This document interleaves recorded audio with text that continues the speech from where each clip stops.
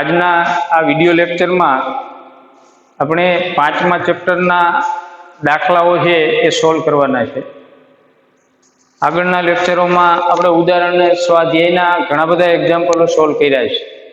હવે અહીંયા આપણે આગળ વધારવાના છે। તો ઉદાહરણ નંબર 5.5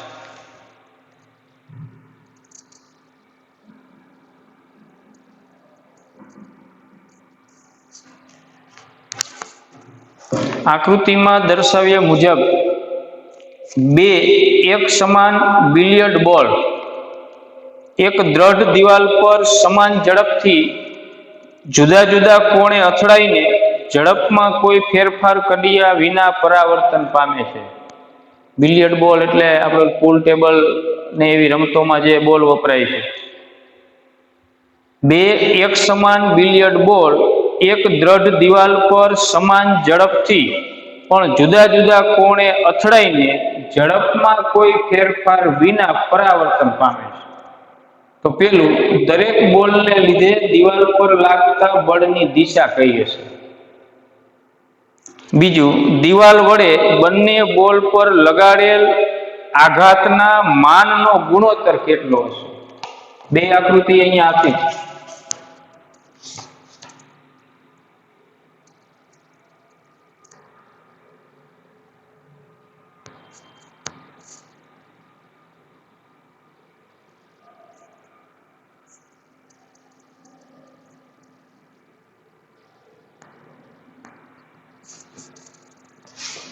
आकृति ए आ दीवाल है।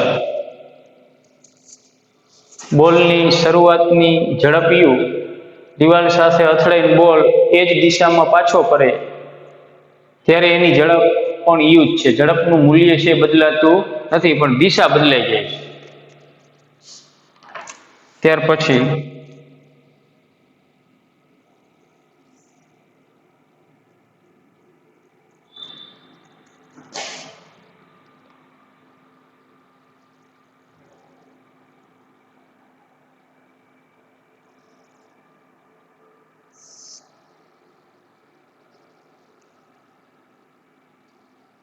यू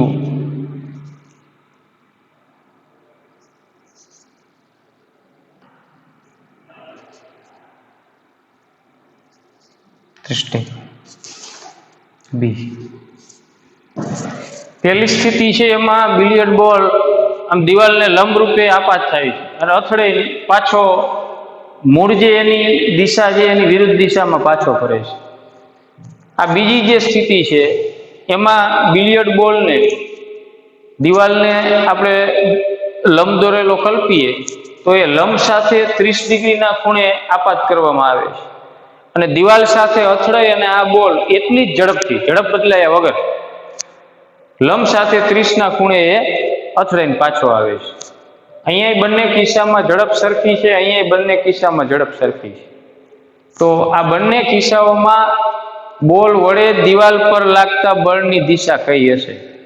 તો બંને કિસ્સાઓમાં દિવાલ પર બોલ વડે જે બળ લાગે છે એ બળની દિશા દિવાલને દોરેલા લંબની દિશામાં અને દિવાલ તરફ બરોબર બોલ જે દિવાલ ઉપર બળ લગાડે છે અહીંયા પણ બળની જે દિશા છે અહીંયા તમે આના બે ઘટકો લ્યો, અહીંયા બળના બે ઘટકો લ્યો, એનો સદિશ સરવાળો કરો એટલે જે પરિણામી બળ આવશે દિવાલ ઉપર લાગતું એ પરિણામી બળ તો દિવાલને દોરેલા લંબની દિશામાં જ આવશે। બીજું જે માંગ્યું છે દિવાલ વડે બંને બોલ પર લગાડેલ આઘાતના માનનો ગુણોત્તર।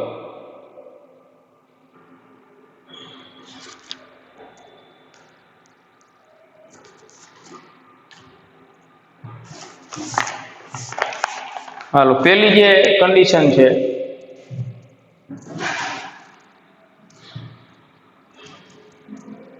બંને કિસ્સાઓમાં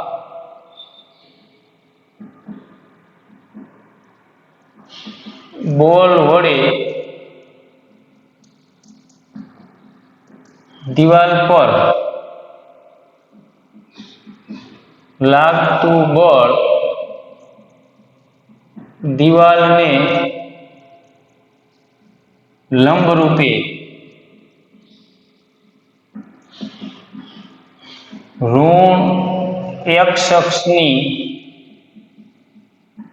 દિશામાં હશે.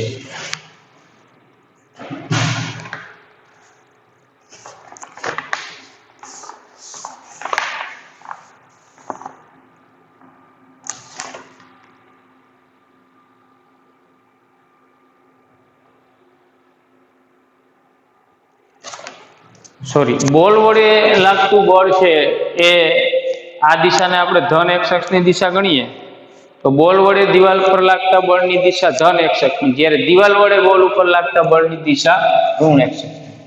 લંબરૂપે ધન x અક્ષની દિશામાં હશે. ખ્યાલ આવ્યો? આમ સામે દિવાલ છે ને આમ તમે દિવાલ ઉપર બોલને અથડાવો તો બોલ જે દિવાલ ઉપર બળ લગાડે છે આમ ધન x અક્ષની દિશામાં, જ્યારે દિવાલ છે બોલ ઉપર એટલું જ પ્રત્યાઘાતી બળ લગાડે છે એની વિરુદ્ધ, તો આ ઋણ x અક્ષની દિશા છે, આ ધન x અક્ષની દિશા છે. એટલે દિવાલ વડે બોલ ઉપર લાગતું બળ બંને કિસ્સાઓમાં ઋણ x અક્ષની દિશામાં, સોરી, ધન x અક્ષની દિશામાં હશે. હવે બીજું જે છે કે દિવાલ વડે બંને બોલ પર લગાડેલ આઘાતના માનનો ગુણોત્તર. દિવાલ વડે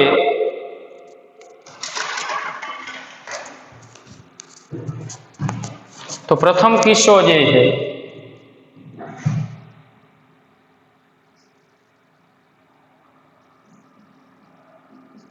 દિવાલ વડે બોલ પર લાગતા આઘાતના માનનો ગુણોત્તર.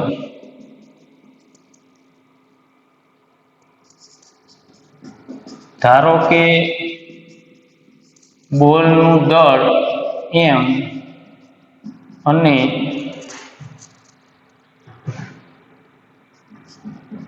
ઝડપ u હોવાથી તેનું વેગમાન p બરાબર mu છે. બોલનું દળ m, એના શરૂઆતના વેગનું મૂલ્ય u ને અંતિમ વેગનું મૂલ્ય પણ u, એટલે વેગમાનનું મૂલ્ય છે હોવાથી વેગમાનનું મૂલ્ય p બરાબર mu થશે. પ્રારંભિક વેગમાન લ્યો કે અંતિમ વેગમાન લ્યો, બે વેગમાનના મૂલ્યો તો સરખા જ છે. અહીંયા તમે pi બરાબર pf બરાબર mu પણ લઈ શકો, બંને વેગમાનના મૂલ્યો સમાન છે. હવે કિસ્સો 1,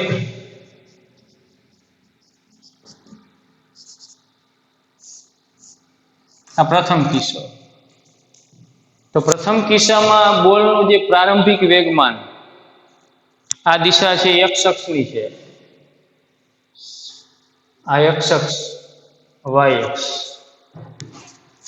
તો આ m દળ વાળો બિલિયર્ડ બોલ એનું પ્રારંભિક વેગમાન ધન x અક્ષની દિશામાં, અંતિમ વેગમાન ઋણ x અક્ષની દિશામાં. અહીંયા વેગમાનનો x ઘટક જ મળશે, y ઘટક મળશે નહીં.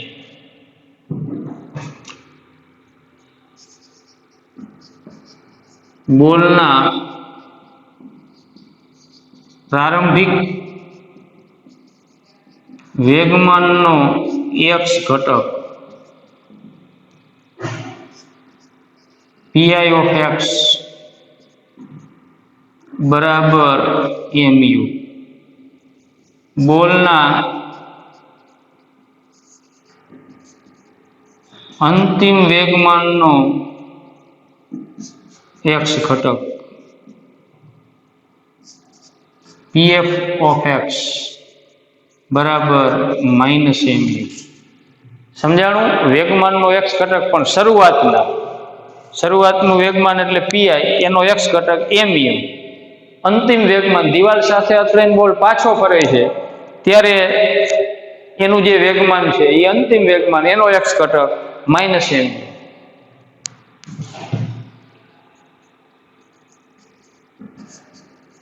પ્રારંભિક વેગમાનનો y ઘટક pi of y બરાબર 0.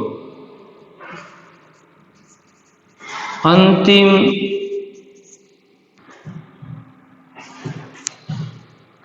વેગમાનનો y ઘટક pf ઓફ y બરાબર 0. કારણ કે પેલો જે કિસ્સો આપણને આપેલો છે એમાં બોલનું પ્રારંભિક વેગમાન ધન x અક્ષની દિશામાં છે એટલે એનો y ઘટક 0 જ. અંતિમ વેગમાન ઋણ x અક્ષની દિશામાં એટલે એની પૂરેપૂરી અસરકારકતા ધન x અક્ષ ને ઋણ x અક્ષ ઉપર છે. એટલે બે વેગમાનના y ઘટકો છે એ શૂન્ય છે. શરૂઆતના વેગમાનનો y ઘટક એ શૂન્ય, અંતિમ વેગમાનનો y ઘટક શૂન્ય. આપણે શું મેળવવાનું છે? બંને કિસ્સાઓમાં બોલ વડે લાગતા આઘાત, દિવાલ વડે બોલ પર લાગતા આઘાતના માનનો ગુણોત્તર. તો બળનો આઘાતનું માન એટલે વેગમાનના ફેરફારનું માન. આ કિસ્સામાં દિવાલ વડે બોલ પર લાગતા આઘાતનું માન F ડેલ્ટા ટી બરાબર ડેલ્ટા પી વેગમાનનો ફેરફાર. તો y ઘટક વેગમાનનો છે જ નહીં, x ઘટક જ લેવાનો છે. બરોબર, વેગમાનનો ફેરફાર પણ x ઘટકનો ફેરફાર. તો pf of x minus pi of x. અંતિમ વેગમાનનો x ઘટક માઇનસ પ્રારંભિક વેગમાનનો x ઘટક.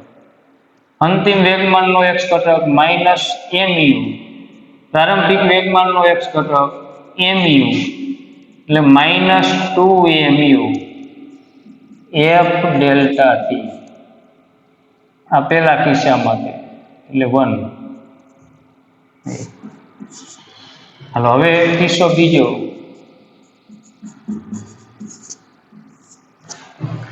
આ બીજો કિસ્સો. તો હવે આપણે આ આકૃતિને વ્યવસ્થિત આમ ઘટકોના સ્વરૂપમાં દર્શાવીને દોરીએ. વેગમાનના ઘટકોના સ્વરૂપમાં આપણે દર્શાવીએ.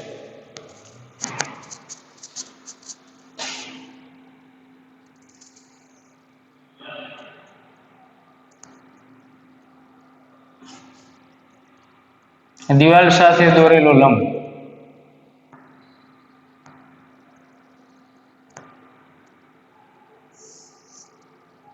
ખૂણો 30 ડિગ્રીનો છે.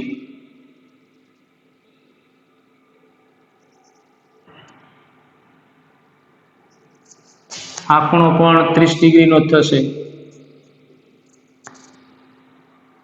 યુગ્મ કોણ z, આ 30 તો આ 30. આ જે શરૂઆતનું વેગમાન છે mu, આપણે વેગ નહીં વેગમાન લઈએ, દળ ગુણ્યા વેગ, તો એના બે ઘટકો મળશે. mu cos 30 અને mu sin 30. બરોબર, p બરાબર mv એટલે અહીંયા mu વેગમાનનું મૂલ્ય તો બધી વખતે mu જ છે. એટલે આને શરૂઆતનું વેગમાન pi કયો તો pi cos 30 pi sin 30, pi ની જગ્યાએ mu એટલે mu cos 30 mu sin 30. હવે દિવાલ સાથે અથડાઈ અને બોલ આ દિશામાં પાછો ફરે છે.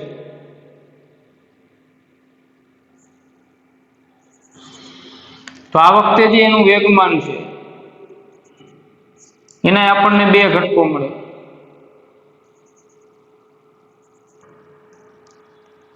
આ ખૂણો 30, આ 30 છે એટલે આ ખૂણો 30 થશે. સમાંતર રેખાની છેદિકાથી બનતા આ સમાંતર રેખાઓ, આ એની છેદિકાથી બનતા એક જ તરફના અનુકોણો છે એ એકરૂપ હોય છે. ચલો આ જે વેગમાન છે એના બે ઘટકો minus mu cos 30 minus mu sin 30. શા માટે ભાઈ દિવાલ સાથે અથડાઈને દડો પાછો આવે છે ત્યારે જે એનું વેગમાન છે એ અંતિમ વેગમાન, એ અંતિમ વેગમાન કોઈ એક અક્ષ ઉપર નથી, માત્ર એક્સ અક્ષ ઉપર કે વાય અક્ષ ઉપર નથી, સમતલમાં. તો આ વખતે આ વેગમાનના બે ઘટકો આપણને મળે. આ એક્સ ઘટક પણ કઈ દિશામાં છે? એક્સ ઘટક ઋણ એક્સ અક્ષની દિશામાં, એટલે માઇનસ mu cos 30. એનો વાય ઘટક જે કઈ દિશામાં છે? ઋણ વાય અક્ષની દિશામાં, એટલે માઇનસ mu sin 30.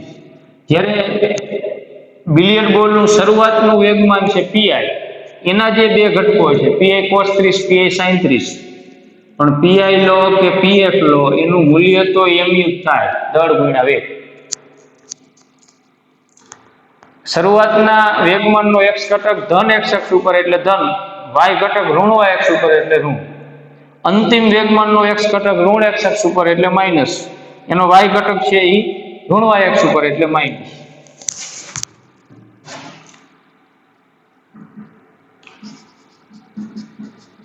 બોલના પ્રારંભિક વેગમાનનો એક્સ ઘટક પીઆઈ ઓફ એક્સ બરાબર mu cos 30. બોલના પ્રારંભિક વેગમાનનો વાય ઘટક પીઆઈ ઓફ વાય બરાબર માઇનસ mu sin 30. હવે બોલના અંતિમ વેગમાનનો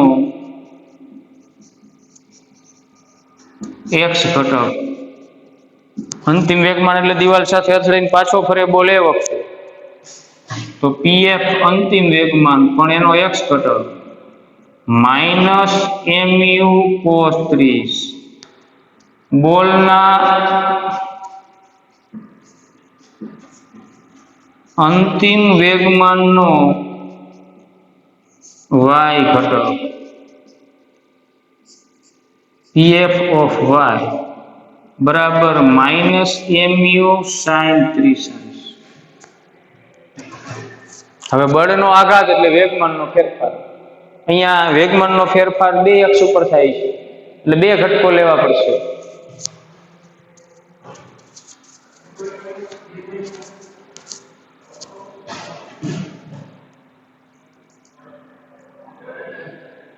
વેગમાનનો ફેરફાર એક્સ અક્ષ પર વેગમાનનો ફેરફાર ડેલ્ટા પી ઓફ એક્સ બરાબર અંતિમ વેગમાનનો એક્સ ઘટક માઇનસ પ્રારંભિક વેગમાનનો એક્સ ઘટક. અંતિમ વેગમાનનો એક્સ ઘટક માઇનસ mu cos 30, આ માઇનસ નિશાની એમને, પ્રારંભિક વેગમાનનો એક્સ ઘટક mu cos 30 એટલે minus 2 mu cos 30 delta P of x.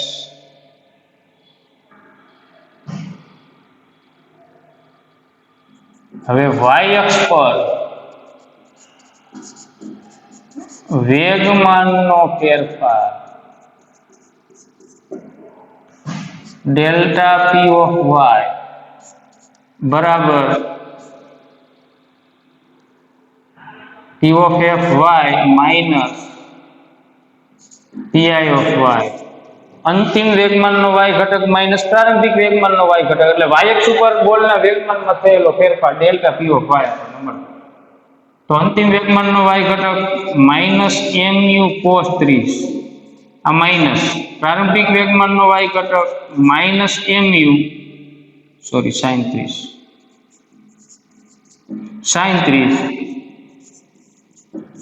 Minus minus plus એટલે minus mu sin 30 plus mu sin 30 એટલે કે 0. વાય અક્ષ ઉપર વેગમાનમાં કોઈ ફેરફાર થશે નહીં, વેગમાનમાં ફેરફાર ફક્ત એક્સ અક્ષ ઉપર થશે. તેથી બળનો આઘાત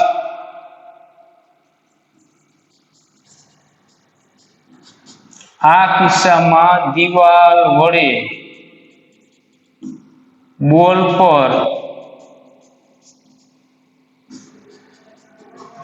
લાગતા બળનો આઘાત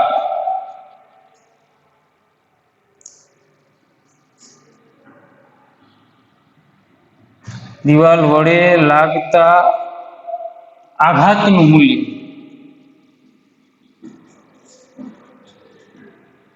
F ડેલ્ટા ટી ઓફ 2 બરાબર ડેલ્ટા પી ઓફ એક્સ.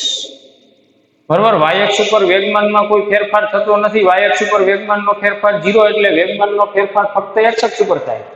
અને એ વેગમાનનો ફેરફાર કેટલો હોય? બળના આઘાતના માન જેટલો.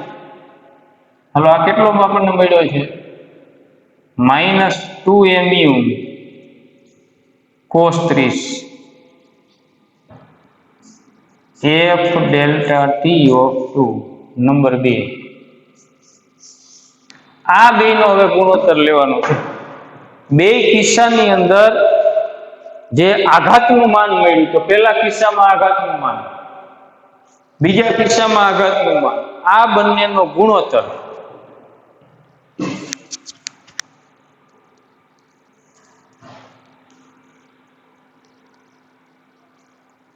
તો સમીકરણ 1 અને 2 નો ગુણોત્તર લેતા 1 અને 2 નો ગુણોત્તર લેતા F into delta T1 F into delta T2 આ બેના મૂલ્યો છે પહેલા કિસ્સા અને બીજા કિસ્સા. -2 mu અહીંયા -2 mu cos 30 2 mu cancel, minus minus cancel, cos 30 sin 30 એટલે 1/2 શું આવશે? cos 30 √3/2 એટલે 1/√3/2 એટલે 2/√3. બરોબર, આ આપણો છે એ જવાબ છે. √3 ની જગ્યાએ લગભગ 2 લઈ લીધા હશે. હવે સ્વાધ્યાયનો 5.4મો દાખલો.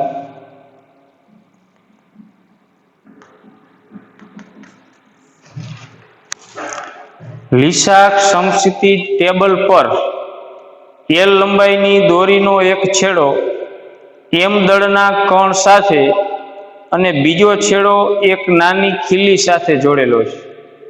જો કણ v ઝડપથી વર્તુળમય ગતિ કરે તો કણ પરનું ચોખ્ખું બળ કેન્દ્ર તરફની દિશામાં કેટલું હશે એ નીચેનામાંથી પસંદ કરો. આ ટેબલની સપાટી છે, અહીંયા એક ખીલી ખોડેલી છે, એની સાથે એક L લંબાઈની દોરી છે અને આ દોરીને બીજે છેડે M દળવાળો પદાર્થ છે. એ આ ખીલીને આપણે કેન્દ્ર તરીકે લઈએ તો L ત્રિજ્યાના વર્તુળાકાર પથ પર ગતિ કરે છે. જ્યારે કોઈ પદાર્થ વર્તુળાકાર માર્ગે ગતિ કરતો હોય તો એને કેન્દ્રગામી બળની જરૂર પડે છે. તો અહીંયા જે કેન્દ્રગામી બળ છે એ દોરીમાં ઉદ્ભવતું તણાવ બળ છે. દોરી આમ તણાયેલી રહેશે અને એ પથ્થર ફરે છે, એ પદાર્થ છે એ પરિભ્રમણ કરે છે. તો આ વખતે કેન્દ્રગામી બળ, કેન્દ્ર તરફ લાગતું બળ, એ દોરીમાં ઉદ્ભવતું તણાવ બળ છે એટલે ટી, પેલો વિકલ્પ આવશે. પછી સ્વાધ્યાય 5.22 દોરીના એક છેડે બાંધેલા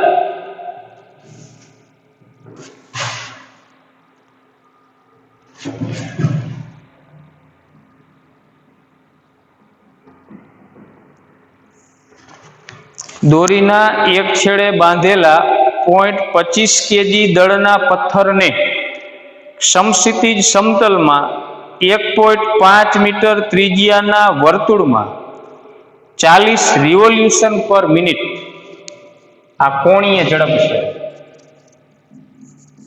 40 રિવોલ્યુશન પર મિનિટ એટલે કે 40 પરિભ્રમણ પ્રતિ મિનિટ.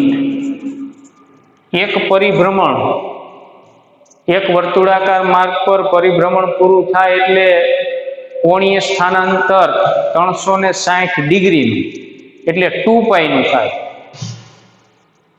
કોઈ પદાર્થ વર્તુળાકાર માર્ગ પર એક આંટો ફરે, અહીંથી પદાર્થ ગતિ કરીને અહીંયા આવે એટલે π/2 90 ડિગ્રીનું કોણીય સ્થાનાંતર. અહીંથી અહીંયા આવે એટલે બીજું 90, અહીંથી અહીંયા આવે એટલે ત્રીજું 90, અને અહીંથી પાછો અહીંયા આવે એટલે ચોથું 90. 90 360 ડિગ્રી, અથવા તો 2π રેડિયન. બરોબર, π/2 એટલે π, બીજા π/2 એટલે π, 2π 360 ડિગ્રી અથવા 2π રેડિયન. તો એક પરિભ્રમણ પૂરું થાય એટલે કોણીય સ્થાનાંતર 360 ડિગ્રીનું, પણ રેડિયનમાં રાખો એટલે 2π રેડિયન. તો અહીંયા 40 પરિભ્રમણ થાય છે. રિવોલ્યુશન મતલબ પરિભ્રમણ. તો એક પરિભ્રમણ બરાબર 2π રેડિયન, તો 40 પરિભ્રમણ બરાબર 40 ગુણ્યા 2π. આ થઈ ગયા રેડિયન. છેદમાં જે મિનિટ છે એની સેકન્ડ 60. તો હવે આપણી કોણીય ઝડપ જે રિવોલ્યુશન પ્રતિ મિનિટ હતી એની જગ્યાએ શું થઈ ગઈ? રેડિયન પ્રતિ સેકન્ડ. તો આ ખાસ તમારે યાદ રાખવાનું છે. આમાં તો એનો ઉપયોગ નહીં આવે, પણ તમારે જ્યારે સાદરૂપ આપવાનું થાય ત્યારે કોણીય ઝડપ રિવોલ્યુશન પ્રતિ મિનિટમાં છે તેને તમારે રેડિયન પ્રતિ સેકન્ડમાં કન્વર્ટ કરવાનું. એક રિવોલ્યુશન બરાબર 2π રેડિયન, તો 40 રિવોલ્યુશન બરાબર 40 ગુણ્યા 2π. છેદમાં મિનિટ, તો મિનિટની સેકન્ડ થાય 60.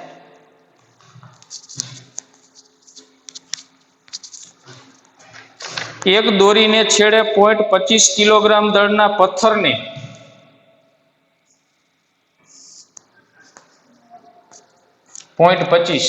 m બરાબર 0.25 kg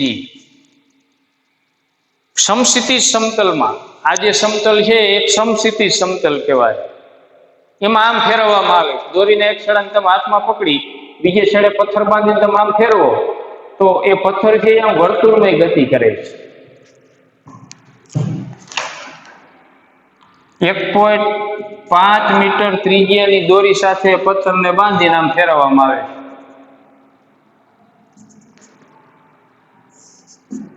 તો આ વખતે આ પથ્થરની ઝડપ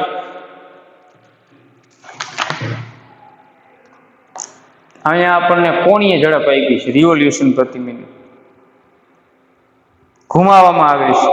જો એ મહત્તમ ઝડપ કરતા વધુ ઝડપ આપતા દોરી એકાએક તૂટી પડે તો તૂટ્યા બાદ પદાર્થનો ગતિપથ નીચેનામાંથી કઈ સાચી રીતે વર્ણવી શકાય?